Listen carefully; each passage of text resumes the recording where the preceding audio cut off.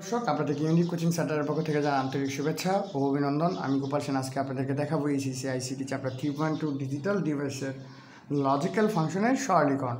তো আজকে আপনাদের আইসিটি বুট বইয়ের 270 পৃষ্ঠার 29 নং সমস্যাটির সমাধান বুঝিয়ে দেওয়ার চেষ্টা করব। তো এখানে কী দেওয়া আছে, এখানে 29 নং সমস্যাটি আমি আগে লিখে রেখেছিলাম। এখানে দেওয়া আছে A not into V not not plus A V not whole not. তো এটাকে সলভ করার জন্য আমরা প্রথমে ডি মর্গানের সূত্রটি অ্যাপ্লাই করব। ডি মর্গানের সূত্র অনুসারে আমরা কী জানি যে কোনো কিছু নটের ভিতরে যোগ আকারে থাকলে সেটাকে আমরা গুণ আকারে প্রকাশ করতে পারি। A plus V not equals to আমরা লিখতে পারি A not into V not.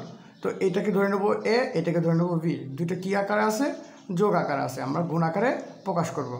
আর এর উপরে নট ছিল, আগেই নট লিখে ফেলছি, বি এর উপরে নট ছিল লিখে ফেলছি, এর উপরে আরেকটা নট ছিল লিখে ফেললাম, এই হোল নটের জন্য আরেকটা নট লিখে ফেললাম। আর এই যোগের কারণে আমরা এখন ব্র্যাকেটের মাধ্যমে এটাকে গুণ আকারে নিয়ে আসবো।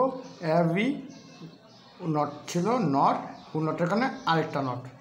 আমরা লজিক্যাল ফাংশনের সরলীকরণের দ্বৈত পরিপূরক নীতি অনুসারে কী জানি যে কোনো কিছুর উপরে ডাবল নট মানে কিছুই না। দ্যাট মিনস এর উপরে যদি দুটো নট থাকে তাহলে শুধু এই হবে, তাহলে অ্যাবের উপরে দুটো নট আছে কী হবে? শুধু অ্যাবই হবে। এখানে আবার এ নট ইন্টু ভি নটের উপরে দুইটা হোল নট আছে, তাহলে কী হবে? এ নট ইন্টু ভি নট। অ্যাবির উপর থেকে যে ডাবল নট উঠিয়ে দিই তাহলে শুধু অ্যাবি থাকে, লিখে দিলাম অ্যাবি। মানে অ্যাবি দ্বারা এই দুটোকে গুণ করলে আমরা কী পাই? A into A not V into V not.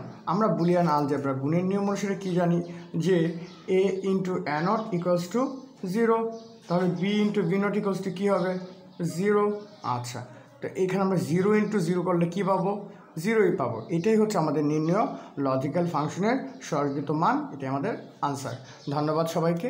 যদি আমার ভিডিওটি ভালো লেগে থাকে তাহলে প্লিজ লাইক, কমেন্ট এবং শেয়ার করুন আপনাদের বন্ধুদেরকে।